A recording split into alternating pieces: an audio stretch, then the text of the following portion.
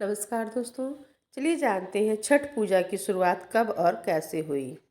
हिंदू धर्म में छठ पूजा का विशेष महत्व है। यह व्रत संतान की प्राप्ति के लिए, संतान के अच्छे स्वास्थ्य के लिए माताएं इस व्रत को सूर्य भगवान की पूजा और उपासना करके इस व्रत को करती हैं। सूर्य भगवान की बहन छठी माता हैं, तो सूर्य भगवान को अर्घ देकर माता छठी को प्रसन्न किया जाता है। इसलिए सूर्य भगवान का व्रत की पूजा का इसमें विशेष महत्व है। सभी दुखों को दूर करके सुख समृद्धि दिलाने वाला यह महापर्व महाव्रत है। सनातन परंपरा में भगवान सूर्य और छठी देवी की पूजा के लिए समर्पित छठ महापर्व का बहुत ही ज़्यादा महत्व माना गया है। इस पावन पर्व की शुरुआत कार्तिक मास के शुक्ल पक्ष की चतुर्थी तिथि से प्रारंभ होकर नहाय खाए से होता है और आस्था से जुड़े इस व्रत को 4 दिनों तक लोग अपने नियम के अनुसार इस व्रत का पालन करते हैं।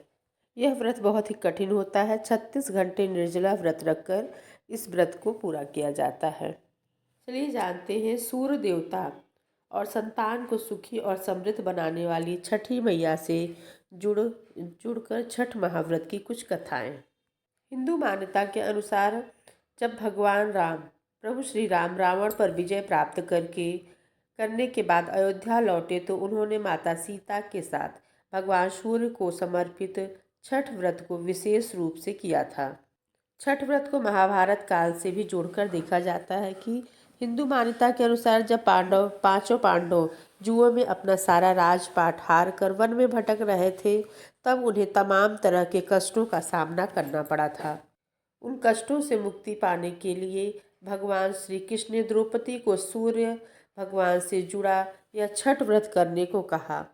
इस व्रत को विधि विधान से करने के बाद पांचों पांडवों को अपना खोया हुआ वैभव प्राप्त हुआ था।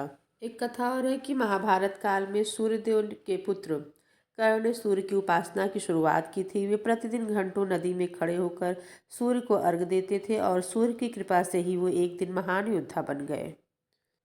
एक कथा और है, जब पांचों पांडव अपना राजपाट जुए में हार गए थे, तब द्रौपदी ने छठ का महाव्रत किया था, जिसकी कृपा से उनकी सभी मनोकामनाएं पूर्ण हुई थी और पांडवों को अपना राजपाट वापस मिल गया था।